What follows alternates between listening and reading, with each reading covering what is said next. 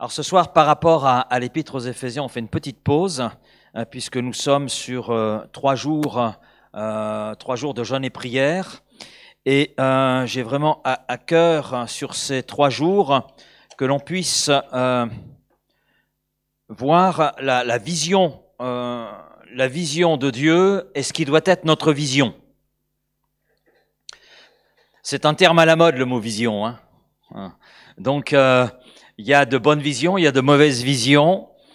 Et il ne s'agit pas de la vision de Laurent Mettet. Non, c'est la vision de Dieu pour son Église. Et la vision de Dieu pour son Église à Vitrolles. Et on fait là ce qu'on va aborder ce soir, demain midi, demain soir et samedi midi, samedi soir. C'est en fait une description de cette vision qui doit être la nôtre, ce dans quoi nous devons entrer. Donc, la lecture, eh bien, c'est Matthieu 28.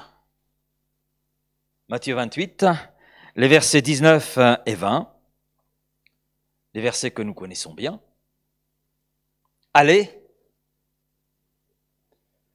go, allez, faites de toutes les nations des disciples, les baptisant au nom du Père, du Fils et du Saint-Esprit, et enseignez-leur à observer tout ce que je vous ai prescrit. Et voici, je suis avec vous dans cette tâche, et cela jusqu'à la fin du monde. Je suis avec vous tous les jours. Donc ça, ce sont des paroles de Jésus. C'est le dernier chapitre de l'évangile selon Matthieu. C'est un évangile qui comporte 28 chapitres, et là nous sommes dans le 28e, mais ce sont les dernières paroles de ce chapitre. Dernière parole de l'évangile, dernière parole de ce chapitre, et c'est les derniers instants de Jésus sur terre. Il a accompli sa mission, et il le dira lui-même sur le bois de la croix en Jean 19:30, tout est accompli, c'est-à-dire tout est réalisé. La mission pour laquelle je suis venu sur terre est accomplie, elle est réalisée. Ce qui veut dire qu'il n'y a rien à ajouter, il n'y a rien à retrancher. Maintenant, Jésus s'apprête, après avoir accompli sa mission, s'apprête à reprendre sa place auprès du Père. Mais avant de remonter au ciel, de reprendre sa place à la droite de Dieu le Père, eh bien, il réunit une dernière fois ses disciples et il leur donne ses dernières instructions. Et c'est ce que nous venons de lire, du moins une partie, parce qu'il y a un contexte, c'est-à-dire ce qu'il y a avant. Mais je vais m'arrêter simplement sur ces 2 dernières paroles des instructions de Jésus. Et ces dernières paroles revêtent une grande importance, car ce que Jésus laisse à ses disciples d'hier, c'est ce qu'il laisse aussi à ses disciples aujourd'hui. C'est un ordre de mission. Un ordre de mission. C'est une fiche de poste que Dieu nous laisse à travers ses paroles. Et les versets 19 et 20 que nous avons lus forment ce qui doit être la vision de l'Église de Jésus-Christ. Ce qui doit être la vision de l'Église de Vitrolles. C'est ce dans quoi nous allons entrer ensemble. Parce que c'est la vision de Dieu. Et nous voulons rentrer dans cette vision de Dieu. Et cette vision de Dieu conduit à avoir des fruits qui honorent Dieu, qui glorifient notre Dieu. Et nous allons détailler cette vision donnée par notre Seigneur et Sauveur, qui est aussi le chef de l'Église. C'est lui le chef de l'Église. Ce n'est pas par hasard s'il donne ses dernières instructions à ses disciples, il donne ses dernières instructions à ceux qui vont voir naître l'Église. Mais il donne aussi des instructions à nous qui aujourd'hui appartenons à son Église. Il en est le chef. Et il nous donne ses instructions en tant que chef, en tant que Seigneur et Sauveur, mais aussi en tant que chef de l'Église. Donc nous allons détailler cette vision, parce que notre désir, mon désir et mon désir pour l'Église de Vitrolles est d'être dans cette vision, de la mettre en œuvre avec foi, confiance et avec cette assurance que Dieu sera glorifié. Et ça, c'est une certitude. C'est une certitude. Si nous sommes dans la vision de Dieu, si nous accomplissons avec foi cette vision, Dieu est avec nous. Parce que Dieu se trouve honoré, se trouve glorifié. Alors, le premier axe de la vision, c'est aller. Allez, faites de toutes les nations des disciples et les baptisant au nom du Père, du Fils et du Saint-Esprit. Allez. Ça commence là. Allez. Et c'est très intéressant parce que c'est pas un verbe que Jésus utilise pour la première fois. Nous sommes ici devant un verbe qui est plusieurs fois exprimé dans la bouche même de Jésus. Lors de ces 8 apparitions après sa résurrection, Jésus dit à ses disciples d'aller dire aux autres qu'il était ressuscité des morts. C'est ce qu'il a exprimé aussi au Marie Marie de Magdala et l'autre Marie qui se dirigeait vers le tombeau, qui le trouve vide. Et là, le Seigneur leur dit, allez dire. Allez. Donc, plusieurs fois, Jésus utilise ce verbe aller. À vrai dire, à 5 reprises. Après sa résurrection, eh bien, il a chargé ses disciples d'aller même dans les régions les plus reculées de la terre pour prêcher, pour annoncer la bonne nouvelle de sa mort et de sa résurrection. Et donc, d'aller dire, allez le dire, allez l'annoncer. Et ce aller sortant de la bouche de Jésus, ce n'est pas une option pour l'Église. Ce n'est pas une option. C'est un impératif. C'est ce qui doit être l'activité de l'Église, son état de cœur, sa motivation, allez. Et je dirais que la vie et la progression de toute Église locale dépend de son degré d'obéissance aux instructions de Christ. Dépend au degré d'obéissance que nous avons à l'égard de ce que Jésus nous dit, allez. Du moins, ça commence par aller, parce qu'il y a une suite et nous verrons la suite. Et l'évangélisation est conçue pour l'Église, parce que c'est les paroles que Jésus adresse à ses disciples, donc à ceux avec lesquels il va fonder l'Église. Et c'est sa vision aujourd'hui, comme ça l'était hier, pour son Église, pour nous. Les disciples sont rassemblés pour former encore le corps de Christ, l'Église. Et donc, ce sont des recommandations, des instructions qui concernent l'Église. Ce qui veut dire que l'évangélisation est conçue pour l'Église et l'Église est conçue pour l'évangélisation. On ne peut pas détacher les deux, ça forme un ensemble. Le sens de l'Église, c'est d'aller. Une Église qui ne va pas n'est pas une Église. C'est un bâtiment, c'est une dénomination, c'est tout ce que vous voulez, mais pas une Église. Église en tant que corps de Christ. Et une Église en bonne santé possède une culture de l'évangélisation. C'est d'ailleurs ce qui a marqué notre mouvement de Pentecôte. D'ailleurs, j'aime beaucoup le mot mouvement et nous y reviendrons tout à l'heure. Parce que ça décrit effectivement ce qu'a été la Pentecôte. Un mouvement. La Pentecôte dans le livre des Actes, mais la Pentecôte qui a touché la France dans le début des années 30, fin des années 20 et début des années 30, il y a eu un mouvement de l'esprit, et un mouvement de l'esprit qui a conduit des hommes à aller. Premièrement, dans les lieux où l'évangile était supposé être prêché. De ces lieux, ils ont été mis à la porte. Les premiers prédicateurs ont été mis à la porte des temples, là où l'évangile devait être prêché. Fait penser à Jésus qui a commencé en allant dans les synagogues. À un moment donné, tu peux aller ailleurs, hein. Et ensuite, eh bien, ces premiers prédicateurs de Glass Scott et son équipe sont allés là où il y avait la population, dans les arrière-salles de café, etc., salles de bal, pour prêcher l'évangile. Et ça a donné quoi? Ça a donné les assemblées de Dieu. Nous sommes le mouvement issu du mouvement de Pentecôte, mouvement de l'esprit dans le cœur d'hommes et de femmes qui ont compris quelle était la vision de Dieu. Et une église en bonne santé possède justement une culture de l'évangélisation. Une église qui n'évangélise pas, finalement, est désobéissante et c'est une église mourante. Moi, j'ai pas envie de mourir. Parce que tout comme un feu existe en brûlant, une église existe par l'évangélisation et dans l'évangélisation. Un théologien, je l'ai déjà cité, un théologien pentecôtiste qui a marqué son époque, il est décédé en 1980, il est né en 1908, donc il a connu le début de ce mouvement de l'esprit en Europe, d'un théologien pentecôtiste anglais. qui a marqué par son ministère, qui a marqué également par sa prédication. Il a dit ceci: une église qui ne met pas l'accent sur l'évangélisation commet un suicide spirituel. Et c'est un homme qui avait une dimension prophétique, et il décrit dans l'un de ses articles qu'il a écrit à l'époque, avant de mourir, avant de rejoindre son Seigneur et Sauveur, il décrit les 9 tendances. Et dans les 9 tendances qu'il décrit concernant l'Église à venir, il parle justement d'une Église qui ne met plus l'accent sur l'évangélisation. Et qui, à partir de là, se sclérose. Elle paraît être vivante, mais elle est morte. Alors, on ne veut pas, nous, commettre un suicide spirituel. On ne veut pas mourir.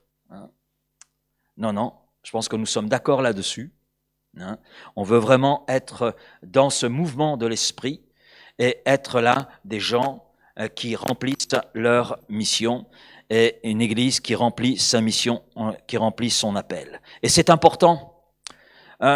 Si j'ai ce texte sur le cœur, et nous allons l'éplucher, parce que c'est là que se situe notre vision pour aujourd'hui, notre vision pour l'Église, c'est qu'auparavant j'ai lu les rapports de l'Église, les rapports d'Assemblée générale, depuis l'origine de l'Église.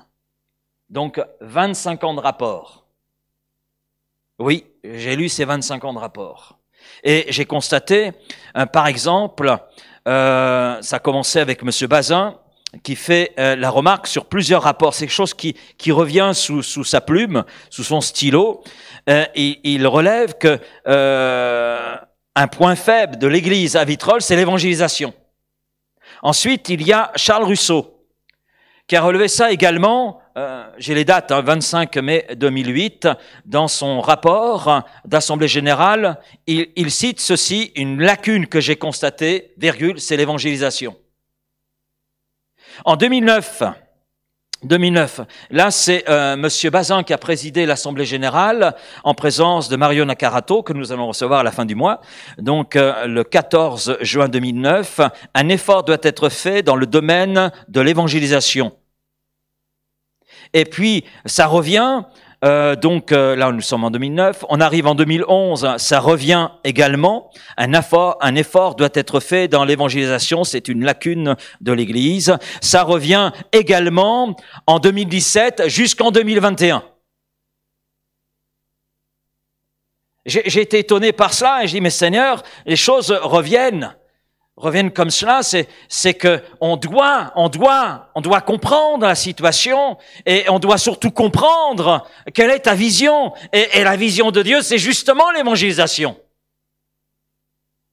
Mais en lisant les rapports, j'ai constaté qu'il y a eu plein de séminaires en ce lieu sur l'évangélisation. Comment évangélisation, tel type de population, comment, etc. Il y a eu ce qu'il fallait. Mais malgré cela, il y a eu ce que les hommes qui étaient avant moi ont jugé bon de faire. Mais malgré tout, dans chacun des rapports, je retrouve cette même parole. Et c'est quelque chose qui m'a marqué. Et je me dis, Seigneur, moi je veux pas noter cela. Je veux pas que ça se poursuive. Donc depuis 2021, il n'y a pas ce rapport. Amen. Amen. Parce que je crois que Dieu veut nous conduire à aller de l'avant, à comprendre quelle est sa vision, à entrer dans la vision du Seigneur. Et je dirais premièrement que aller, c'est justement un mouvement. Aller. C'est un mouvement vers l'avant. Ah oui, aller. Je vais vers l'avant. Et la définition du mot aller que Jésus utilise, et la définition de ce mot est très intéressante. On comprend, nous, le sens en français, oui, du aller, mais le terme que Jésus utilise dans ce texte d'introduction de Matthieu 28 a plusieurs définitions, et il y a plusieurs aspects, et c'est très intéressant. Et le premier aspect, c'est aller, donc déplacer quelque chose d'une destination à une autre. Quand Jésus dit « allez », Faites de toutes les nations des disciples. Donc, dans ce aller, c'est déplacer ses disciples, nous déplacer d'une destination à une autre. Donc, c'est un mouvement vers l'avant. Le aller, c'est un mouvement vers l'avant. C'est être dans la volonté de Dieu, être en accord avec qui il est, avec qui est Dieu. Dieu est un Dieu de mouvement. Quand je lis la Bible de la Genèse à l'Apocalypse, je remarque que nous avons affaire à un Dieu de mouvement. Il crée, il agit. Et il agit de diverses façons. Il parle. Et il nous est dit dans le Proverbe 16, verset 4, il fait toutes choses et il poursuit un but. Donc il va de l'avant. Dans le psaume 121, verset 4, voici, il ne sommeille ni ne dort celui qui garde Israël. L'Éternel est celui qui te garde. L'Éternel est ton ombre à ta main droite, et pendant le jour, le soleil ne te frappera point, ni la lune pendant la nuit. L'Éternel te gardera de tout mal, il gardera ton âme. L'Éternel gardera ton départ et ton arrivée dès maintenant et à jamais. Alors il est vrai que ces paroles concernent Israël, le peuple d'Israël, mais c'est encore vrai pour l'Église. Je crois en l'actualité de la parole de Dieu. Oui, Dieu parlait dans ce texte de son peuple d'Israël, le peuple de l'Ancienne Alliance, mais nous sommes le peuple de Dieu. Ce n'est pas que Dieu a renié le peuple de l'Ancienne Alliance, non. Ça reste le peuple que Dieu s'est choisi. Mais Dieu a un peuple avec lequel il travaille, c'est l'Église. Et ces paroles sont encore valables pour l'Église. Il ne sommeille ni ne dort celui qui veille sur son Église. Amen. Qui veille sur l'église de Vitrolles. Il est celui qui garde son église. L'Éternel est ton ombre à ta main droite. Et pendant le jour, le soleil ne te frappera point, ni la lune pendant la nuit. L'Éternel gardera son église à Vitrolles. Il la gardera de tout mal. Amen. Et il gardera l'âme de cette église. L'Éternel gardera son départ et son arrivée dès maintenant et à toujours. Oui, parce qu'il y aura une arrivée pour l'église qui est l'enlèvement de l'église. Amen. Amen. Donc, c'est vrai, ces paroles concernent Israël, mais elles nous concernent encore aujourd'hui. Et mais encore, on voit combien Dieu est un Dieu de mouvement à travers Jésus. Jésus est celui qui a quitté le ciel de gloire pour se rendre semblable à nous. C'est un mouvement du haut vers le bas. Un mouvement de la gloire vers l'humanité pécheresse. Et quel mouvement! Parce que celui qui s'est abaissé pour prendre notre nature, pour devenir homme, était le Fils de Dieu. Il l'est encore. Amen, il l'est éternellement. Et il est venu pour offrir sa vie sur la croix pour notre salut et nous ouvrir l'accès auprès de Dieu. Et nous savons que Jésus est ressuscité. La mort n'a pas pu le retenir. Il est ressuscité. La mort n'a pas pu le retenir parce que Jésus est la vie. Il est le chemin, il est la vérité, il est la vie. Et la vie a vaincu la mort. Jésus a vaincu la mort. Il a vaincu le péché par sa mort sur la croix, mais il a, par sa vie, vaincu la mort. Jésus est ressuscité et Jésus est remonté au ciel pour reprendre sa place auprès du Père. Et nous savons qu'il y aura un autre mouvement. Un mouvement que nous attendons. Un autre mouvement, c'est celui du retour de Jésus-Christ, avec les différentes phases qui vont caractériser ce retour. Parce que quand on parle du retour de Jésus-Christ, dans ce retour, il y a plusieurs phases. Et la première phase, c'est l'enlèvement de l'Église. Après, il y a une série de jugements qui vont s'abattre sur la terre, et ensuite, Jésus apparaîtra de façon visible, claire, sur le mont des Oliviers, et nous connaissons la suite à la lumière de l'Écriture. Donc nous savons qu'il y aura cet autre mouvement, le retour de Jésus. Et l'Église de Jésus-Christ est à l'image de son chef. C'est une Église en mouvement, une Église en action pour faire connaître l'Évangile, en action pour faire connaître la bonne nouvelle de Jésus-Christ. C'est la mission de l'Église, c'est sa raison d'être ici-bas. C'est notre raison d'être. L'Église, c'est un organisme vivant. Paul la compare d'ailleurs à un corps. Et l'Église est un corps animé de la vie de Christ. Un corps inerte est un corps sans vie. Mais un corps en mouvement est un corps en vie. Et un corps en vie est un corps en mouvement. Et c'est intéressant de relever que dans notre monde, les scientifiques, à travers des slogans, montrent que notre corps physique a besoin de mouvement. il a besoin de mouvement parce que le mouvement, c'est la vie. Et je notais plusieurs slogans qui sont apparus dans des publicités télévisées ou dans des magazines. Bouger, c'est la vie. Bouger, c'est la vie. Je crois que c'est encore sur certains produits vendus dans le commerce. Le mouvement, c'est la vie. Bouger, c'est la santé, etc. Donc, il est clairement établi que pour notre santé physique, le mouvement est fondamental. Notre santé en dépend. Mais il n'y a rien de nouveau en cela. Parce que c'est ce que Dieu nous montre, à travers qui il est, à travers Jésus-Christ et à travers sa volonté pour l'Église. Parce que c'est vrai sur le plan spirituel, une Église qui bouge est une Église en mouvement. Et dans un mouvement conforme à Dieu, eh bien l'Église, elle avance, elle respire la santé spirituelle. Amen. Elle est rafraîchie par le Seigneur. Parce que le Seigneur rafraîchit l'Église qui est en mouvement. Elle ne s'épuise pas. Elle connaît le rafraîchissement d'en haut, rafraîchissement de Dieu. Maintenant, c'est important de faire une précision. Il y a une différence entre être en mouvement, gigoter et s'agiter. C'est pas la même chose. C'est pas la même chose.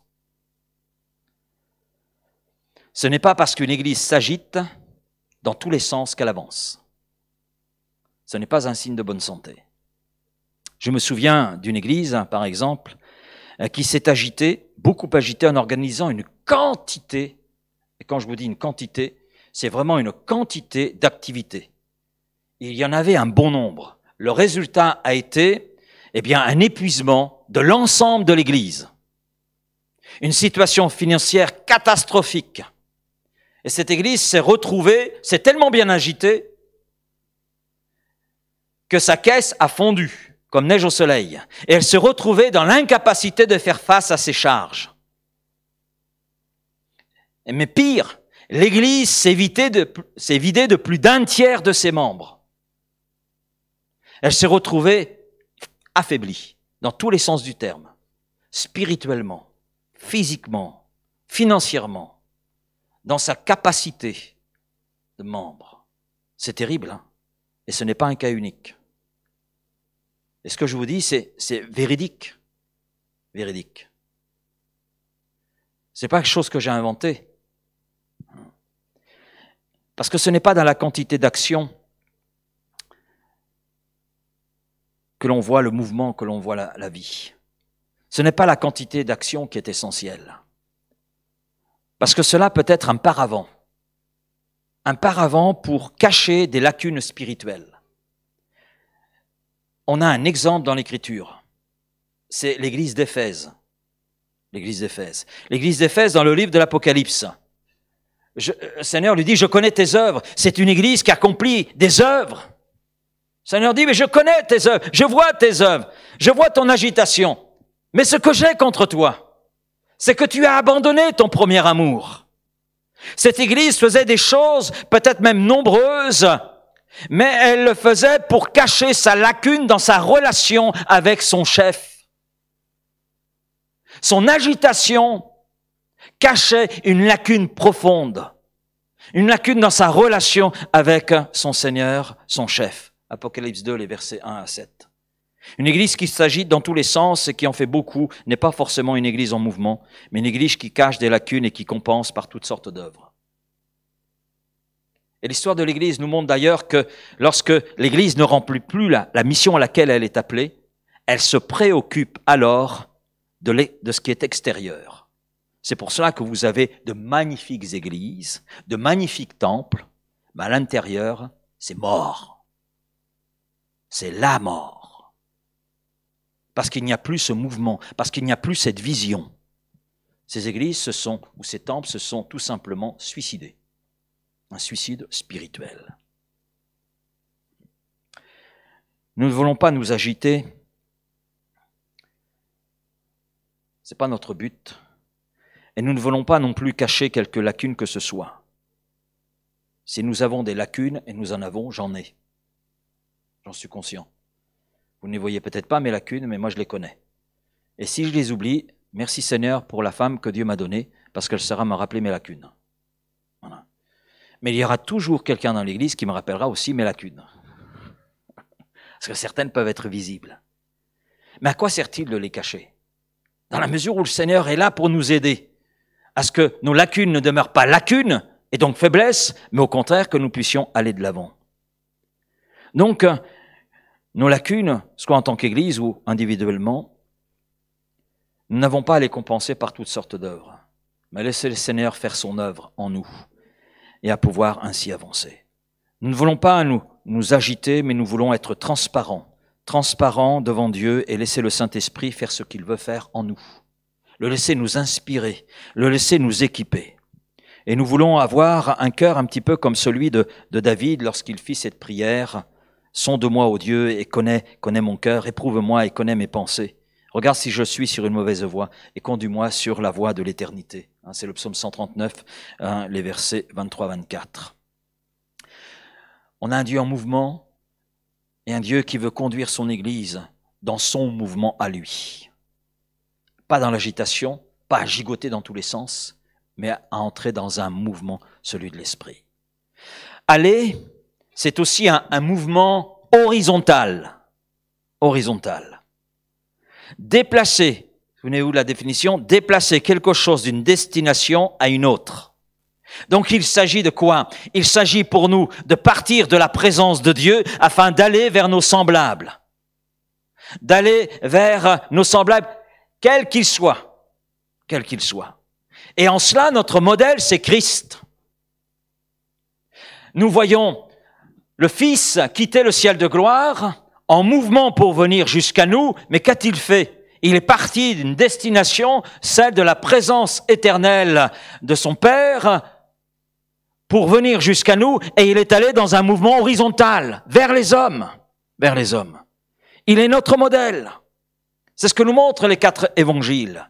Ce que nous donne la description de Jésus. Luc 8, verset 1. Ensuite, Jésus allait de ville en ville, de village en village, prêchant, annonçant la bonne nouvelle du royaume de Dieu. Matthieu, chapitre 9, verset 35-38. Jésus parcourait toutes les villes et les villages, enseignant dans les synagogues, prêchant la bonne nouvelle du royaume. Et il nous est précisé, verset 38, voyant la foule, il fut ému de compassion pour elle, parce qu'elle était languissante et abattue, comme des brebis qui n'ont point de berger. Donc Jésus est venu non seulement pour être l'évangile, le centre de cette bonne nouvelle dont nous sommes les porteurs aujourd'hui, mais plus encore pour aimer l'évangile et des disciples pour faire de même, pour prendre la suite. Et que voyons-nous? Nous voyons Jésus qui est allé, oui, de ville en ville, de village en village, et là il est allé vers toutes sortes de personnes. Ce qu'il y a de beau, c'est qu'il n'y a pas une seule trace de favoritisme dans le mouvement de Jésus vers les hommes. La position sociale, la religion, la race, le sexe ne constituaient pas des barrières pour Jésus. Et elles ne doivent pas non plus constituer des barrières pour nous, dans ce mouvement horizontal. Il est allé au contact de tous les hommes, il est allé au contact des publicains, des personnes accusées de collaborer avec l'envahisseur romain, des personnes considérées donc comme peu recommandables. Mais c'est des gens qui représentaient le pouvoir. Alors qu'est-ce que ça veut dire pour nous? Ça nous parle de ceux qui occupent aujourd'hui le pouvoir. Le pouvoir, par exemple, dans cette ville. Le maire, ses conseillers municipaux, ils ont besoin de connaître Christ. On est d'accord là-dessus? Et si on doutait de cette volonté de Dieu, il y a cette parole de l'apôtre Paul de prier pour tous les hommes, pour ceux qui gouvernent, pour ceux qui tiennent le pouvoir. C'est ce qu'il dit dans l'épître à Timothée. Donc ces hommes et femmes qui tiennent le pouvoir, soit dans notre ville, ils ont besoin de connaître l'Évangile, besoin de connaître Christ. Jésus est allé vers des personnes de mauvaise vie. Cela évoque une existence considérée par une partie de la société d'alors comme de vie mauvaise. Donc là, il était question des adultères, prostituées, etc. Mais il faut avoir aussi à l'esprit que bien des choses et bien des souffrances rendent la vie mauvaise. Mais c'est pas forcément mauvaise vie. Mais les choses ont fait que ça a rendu la vie mauvaise et ça a conduit peut-être dans des choix, dans des décisions dans des ornières qui n'étaient pas bonnes. Alors pour nous aujourd'hui, cela nous parle de quoi? Cela nous parle des prostituées. Cela nous parle des homosexuels, cela nous parle de transgenres, etc. Jésus est allé vers des lépreux, des intouchables, ou des difficilement touchables. Mais Jésus les a touchés. Ça nous parle de quoi? Ça nous parle des toxicomanes, des alcooliques, de ceux qui sont enfermés dans toutes sortes d'addictions. Jésus est allé vers des aveugles, des boiteux, des paralytiques, des gens sous l'emprise de démons. Il est allé à la rencontre des besoins humains les plus variés. Ça nous parle de quoi? Ça nous parle des malades psychiatriques, et il y en a.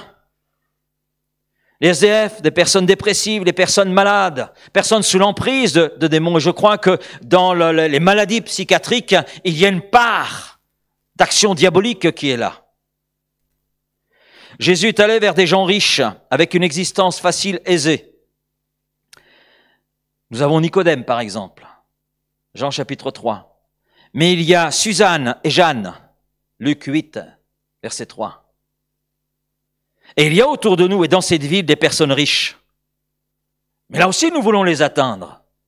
Il y a une richesse dans cette ville. Il y a des personnes qui tiennent un pouvoir avec leur argent, d'autres qui tiennent un pouvoir avec la politique. Mais Jésus est allé vers ces gens. Jésus est allé vers des militaires, le centenier romain, Luc chapitre 7, les 10 premiers versets. Alors pour nous, ça nous parle de ceux qui représentent, oui, comme ce centenier romain, donc c'est des militaires, il y en a, des gendarmes, des policiers, il y en a dans cette ville. On a un commissariat. Et je vous assure que les conditions de travail dans ce commissariat, on est bien à l'église. On a eu l'occasion d'y aller, non pas parce qu'on était convoqué, qu'on avait mal fait les choses, non. C'est parce qu'il y a eu un problème, on a dû aller donc au commissariat, on a vu leurs conditions de travail. On s'est dit, Seigneur, comment est-il possible que ces gens puissent accomplir un bon travail? Bien, allez vers ces gens, parce qu'ils ont besoin de nous. Et c'était pour nous, avec Raphaël, l'occasion aussi de témoigner. Jésus est allé vers des religieux, des pharisiens et autres. Et autour de nous, il y a des musulmans. Autour de nous, il y a des catholiques. Autour de nous, il y a des protestants aussi. Bon, les catholiques et protestants dans cette ville ne sont pas nombreux, mais il y en a quand même. Catholiques, il y a à peu près 200 familles recensées. C'est pas beaucoup, mais ça fait un nombre. Et c'est des gens qui ont besoin de l'évangile. Et puis, il y a des gens qui se définissent chrétiens en ajoutant non pratiquants. Il y en a. On en a rencontré il y a peu de cela dans notre immeuble. Chaque habitant de cette ville, et au-delà, doit être, j'ai utilisé une expression, elle est militaire, mais je l'utilise, doit être ciblé. Doit être ciblé dans la prière. Doit être l'objet de notre prière. C'est peut-être mieux que de dire cible. L'objet de notre prière et de notre témoignage. Un troisième point pour ce soir. Un mouvement a des implications. Tout mouvement a des implications. Et on se déplace, on bouge. Ça a les implications, mettre un pied l'un devant l'autre. Ça veut dire aussi des efforts. Des efforts. Et c'est très intéressant de voir que le mot que Jésus utilise et qui est traduit par « aller » renferme également l'idée de mourir. Le mot que Jésus utilise là, « aller » renferme aussi l'idée de mourir. De mourir. Et il s'agit, quelque part, quand on regarde cela, de sortir de notre zone de confort, de sécurité, pour aller dans une confrontation avec un environnement qui est hostile. Mais le Seigneur nous a avertis, il nous l'a dit. Matthieu 10, verset 22, « Vous serez haïs de tous ». Il n'est pas dit de quelques-uns, il est dit de tous. « À cause de mon nom. Mais celui qui persévérera jusqu'à la fin, eh bien, sera sauvé. » Luc 21, verset 16, « Vous serez livrés même par vos parents, par vos frères, par vos proches, par vos amis. Ils feront mourir plusieurs d'entre vous. Vous serez haïs de tous. » On trouve cette expression, haïs de tous, à cause de mon nom. Mais il ne se perdra pas un cheveu de votre tête. Alléluia. Et par votre persévérance, vous sauverez vos âmes. Alors la raison, je prends juste quelques textes donnés par Jésus, mais il y en a d'autres. La raison est qu'en tant qu'enfants de Dieu, nous sommes à contre-courant du monde dans lequel Dieu nous laisse et dans lequel il nous a voulu. Notre éthique, notre façon de penser, nos objectifs sont tout à fait différents. C'est à contresens de ce qui est là dans le monde. Et la Bible, pour appuyer les choses, nous dit que le prince de ce monde, c'est Satan. Jean 12, 31, Éphésiens 2, 22. On l'a étudié dans ce chapitre 2 de l'Épître aux Éphésiens. Et quand la Bible dit que Satan est le Dieu de ce monde, cela ne veut pas dire qu'il a l'autorité suprême, non. C'est Dieu qui est au contrôle de toutes choses. Mais cela signifie que Satan domine spécifiquement sur le monde incrédule. Et nous voyons cela dans 2 Corinthiens chapitre 4, verset 4, où il est question de l'incroyant qui accomplit les desseins, qui accomplit les plans de Satan. Pourquoi? Parce que le Dieu de ce siècle a aveuglé l'intelligence de ces gens, afin qu'ils ne voient pas briller l'éclat que projette l'évangile de la gloire de Christ. Et les manigances de Satan comprennent la promotion de fausses philosophies dans le monde qui aveuglent les incroyants, qui les détournent de ce qui doit être la vérité. Et les philosophies de Satan sont des forteresses où les hommes sont là emprisonnés. Mais la puissance, la grande, c'est Dieu qui la possède. Et il nous donne la puissance de renverser toute forteresse qui s'élève contre la connaissance de Christ. Amen. Alors il est évident que devant toute cette réalité, pour un disciple de Jésus-Christ aujourd'hui, pour un disciple de l'église de Vitrolles, il est peut-être difficile d'aller à la rencontre de l'autre. Ce n'est pas chose facile. Et puis il y a toutes sortes d'inconnus, comment on va être reçu, etc. Il y a plein d'inconnus qui sont là. Une question que nous nous posons. Oui, parce que nous sortons de notre zone de confort, notre zone de sécurité. À l'exemple de Pierre, ordonne que j'aille vers toi. Bah viens. Il l'a enjambé la barque, hein. Il l'a enjambé. On peut dire tout ce qu'on veut sur Pierre, mais il est le seul homme qui a marché sur l'eau. Il a marché sur l'eau, il était le seul. Les autres disciples sont restés dans la barque. Mais lui, il est allé à la rencontre de Jésus, il a marché sur l'eau. Ce qui veut dire qu'en Jésus-Christ, oui, nous pouvons avancer, peut-être nous mouiller quelquefois, mais même si nous nous mouillons au risque de couler, la main de Jésus a été étendue pour attraper Pierre et pour le ramener dans la barque. Et c'était une leçon pour lui, parce que c'est cet homme que nous voyons, livre des Actes des Apôtres, et qui va ouvrir la porte des gentils, des non-juifs, pour que l'évangile pénètre. Amen. Donc, nous le voyons, là encore, sortir de sa zone de sécurité. Alors, pourquoi il n'est pas facile pour nous d'aller à la rencontre de l'autre? Pourquoi? Parce que, comme le terme « aller » le mentionne, il y a l'idée de mourir. Ben oui. C'est pas très encourageant ce que je vous dis ce soir, hein? Non? Si, c'est plein d'encouragement. C'est vrai. C'est pas facile parce qu'il y a la nécessité pour nous de mourir à nous-mêmes. Paul explique aux Galates que la mort à soi, c'est être crucifié avec Christ. De sorte que nous ne vivons plus pour nous-mêmes, mais Christ vit en nous. Donc à partir de là, on vit pour Christ. C'est lui qui dirige notre vie, c'est lui qui la contrôle. Et la mort à soi, c'est pas simplement un élément de la prédication de l'apôtre Paul, mais c'est un enseignement qui est donné par Christ lui-même. Alors Jésus dit à ses disciples, si quelqu'un veut venir après moi, eh bien qu'il renonce à lui-même, qu'il se charge chaque jour de sa croix et qu'il me suive. Car celui qui voudra sauver sa vie la perdra, mais celui qui la perdra à cause de moi la retrouvera. Matthieu 16, versets 24-25. Donc la mort à soi est aussi dans l'enseignement de Jésus. Jésus a été clair avec ses disciples. avec ceux qu'il a envoyés, avec ce groupe, cette poignée d'hommes dont il est dit qu'ils ont bouleversé le monde. Ils ont bouleversé le monde d'alors, l'Empire romain. Ces hommes que nous voyons dans l'Évangile avec toutes sortes de faiblesses, toutes sortes de lacunes.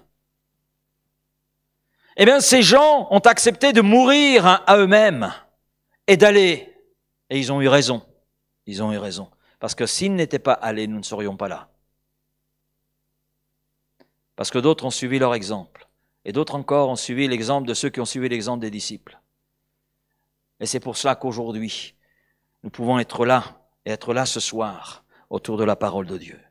La mort à soi est, selon la définition biblique, le fait de renoncer à sa vie, mais aussi le fait de quitter, d'abandonner la possession, le désir de quelque chose, l'attachement à quelque chose. Cela veut dire que le Seigneur attend de celui qui le suit une vie de totale consécration. Nous avons un Seigneur qui est absolu, j'ai utilisé une expression qui est radicale. Radicale. C'est tout ou rien. Soit tout est à lui, ou rien n'est à lui. Il n'y a pas d'entre-deux. Et mourir à soi, c'est un message qui de nos jours passe difficilement. Ça passe difficilement en raison de la place que le matérialisme occupe dans notre monde. Et à cause des attraits que le monde par lequel le monde nous influence le peuple de Dieu. Mais l'homme qui s'attache à son confort plus qu'à Dieu, c'est ce que nous voyons d'ailleurs à travers les résolutions pour ceux qui étaient là pour notre longue veille. Les 10 premières résolutions des Français, nous avons vu que la majorité de ces résolutions concernent la personne elle-même, son confort personnel. Aucune place n'est donnée à ce qui est spirituel. Aucune place n'est donnée à Jésus. Aucune place n'est donnée à la Bible. Rien de tout cela. Mais Seigneur nous dit, nous, en tant que disciples, notre affection doit être vers les choses qui sont en haut. Matthieu 6, verset 19-21, parole de Jésus, ne vous amassez pas des trésors sur la terre, où les vers et la rouille détruisent, et où les voleurs percent et dérobent. Mais amassez-vous des trésors dans le ciel, où les vers et la rouille ne détruisent point, et où les voleurs ne percent ni ne dérobent. Parce que là où sera ton trésor, là aussi sera ton cœur. Alors maintenant, il faut apporter un équilibre. Ce n'est pas que Dieu soit contre ce que nous possédons, mais Dieu est attristé si ce que nous possédons prend la place qui doit revenir à Dieu. Différent. Mais c'est vrai qu'il est facile d'entrer dans une forme de douce idolâtrie sans que nous le réalisions. C'est pourquoi il est bon de s'examiner en ce qui concerne nos affections. Des chrétiens, monsieur interrogé là-dessus, pourquoi des enfants de Dieu n'avancent plus dans leur vie chrétienne, pourquoi vivent-ils dans une frustration, une déception? Et bien justement, Paul nous donne l'une des raisons, 1 Corinthiens 15, 19. Si c'est dans cette vie seulement que nous espérons en Christ, dans cette vie ici-bas, dans cette vie dominée par ce qui est matériel, eh bien nous sommes les plus malheureux de tous les hommes. Ah oui. Si nous nous concentrons seulement sur les bénédictions attachées à la vie sur terre, nous sommes les plus malheureux. C'est-à-dire des gens qui vont connaître, oui, la frustration, l'insatisfaction. C'est pour ça que Paul ajoute dans Colossiens, chapitre 3, si donc vous êtes ressuscité avec Christ, ça c'est notre situation, c'est la situation de tout disciple de Jésus-Christ, eh bien cherchez les choses d'en haut, où Christ est assis à la droite de Dieu, affectionnez-vous aux choses d'en haut et non à celles qui sont sur la terre, car vous êtes morts. Mort en ce qui concerne les choses d'ici-bas, car vous êtes morts et votre vie est cachée avec Christ en Dieu. Et quand Christ, votre vie, paraîtra, alors vous paraîtrez aussi avec lui dans la gloire. Amen. Et dans ces versets, il s'agit d'un commandement qui est donné sous forme d'exhortation. Cherchez, affectionnez. Ce sont là deux impératifs, mais deux moyens aussi pour nous de permettre d'entrer dans tout ce que le Seigneur veut pour nous. De ne pas rester en deçà, mais d'entrer pleinement dans ce que Dieu veut pour nous. Tout ce que Jésus a déclaré, c'est la vérité. Et quand il nous dit cherchez premièrement le royaume de Dieu et la justice de Dieu, c'est-à-dire à conformer votre vie à cette volonté de Dieu, et toutes les choses qui vous sont nécessaires vous sera donné quand même plus. Bonus. Et les choses du royaume de Dieu sont celles vers lesquelles notre affection doit se concentrer, à savoir la présence de Christ, notre communion avec Christ, notre communion avec le Saint-Esprit, la connaissance de la volonté de Dieu telle qu'elle est présentée dans sa parole, et obéir à cette volonté de Dieu, notre attachement à la parole de Dieu, notre attachement à l'Église, notre piété. Le mouvement physique est utile à peu de choses, mais la piété est utile à tout. Donc même le Seigneur est d'accord pour qu'on bouge nos corps. Mais plus encore qu'on se bouge sur le plan spirituel. Amen. Donc ce qui est du royaume de Dieu est éternel. Et ça constitue un trésor incomparable. Maintenant, quand Jésus dit « aller », il n'y a pas simplement la notion de mourir, il y a aussi cette notion de foi. C'est un acte de foi. Aller. Allez, je peux rester sur place, je peux entendre sans bouger, mais il y a un acte de foi.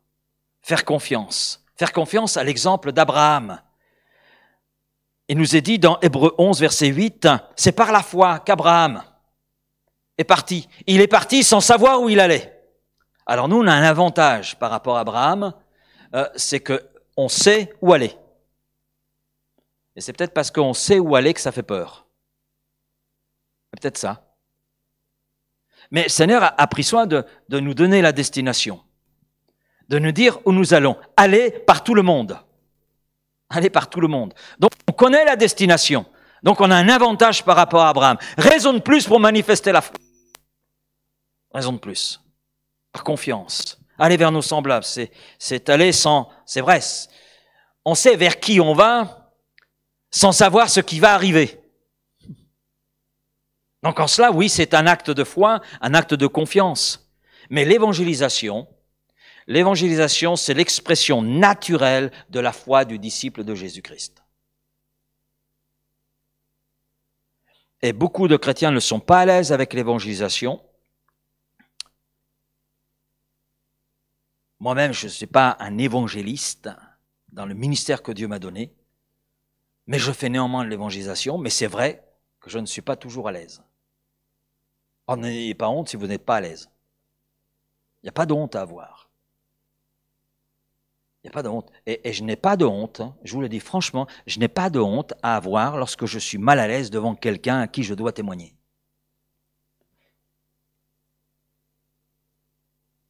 Parce que c'est dans nos faiblesses que Dieu peut alors intervenir et manifester toute sa puissance et sa gloire. Amen.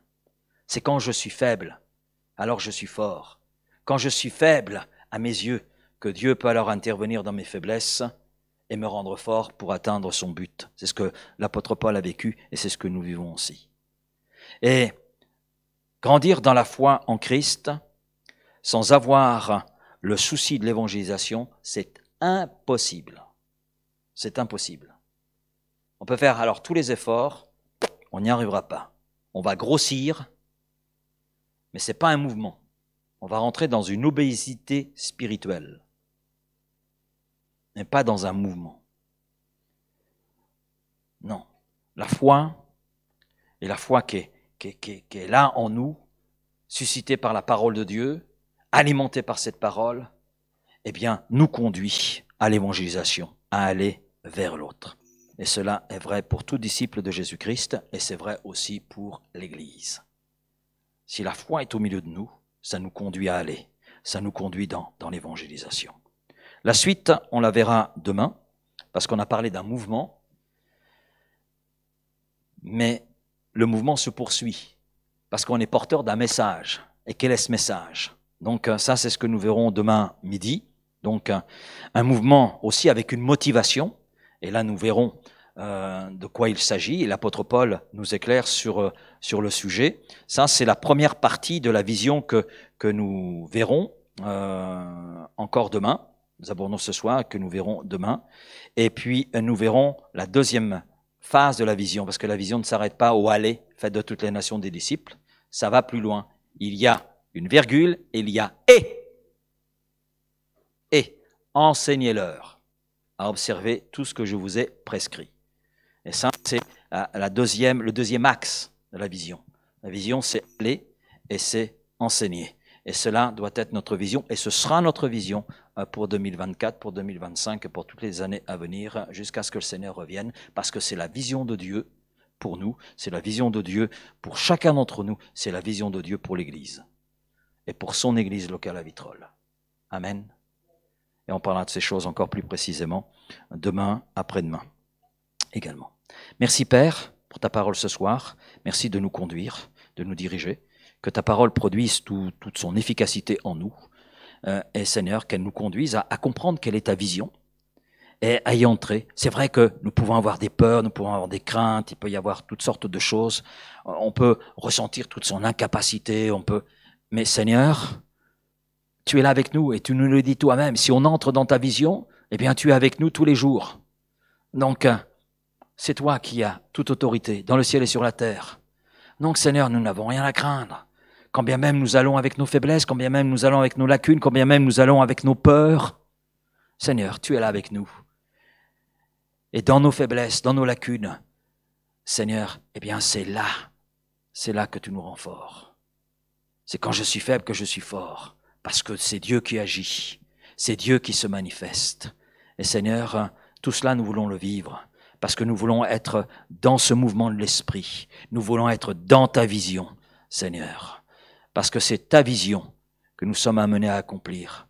Nous sommes là dans un but, Seigneur, parce que tu as fait l'Église dans un but, accomplir une mission, être dans cette vision qui est d'aller et d'enseigner. Et Seigneur, cela, nous voulons le vivre, l'expérimenter, jusqu'à ce que tu nous reprennes avec toi. Alors merci Père de nous aider à comprendre, à vivre et à entrer pleinement, Seigneur, et à découvrir toute l'étendue de tes grâces, de tes œuvres et bénédictions. Amen.